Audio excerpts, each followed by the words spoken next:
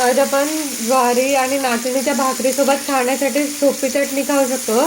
तर एखादी भाजी वगैरे नाही आणि पटकन जर काय बनवायचं असेल तर ही सोपी चटणी आपण करू शकतो. त्याच्यासाठी आम्ही टोमॅटो धुवून घेतलेले आहेत आणि त्याच्या फोडी फोडी करून घेतले आहेत. आणि तुम्हाला इथे लसणाच्या 3-4 पाकळ्या दिसतात. तुम्हाला हवं तर तुम्ही कमी जास्त पण करू शकता. आणि मिरच्या धुवून आणि त्या कापून घेतलेल्या आहे.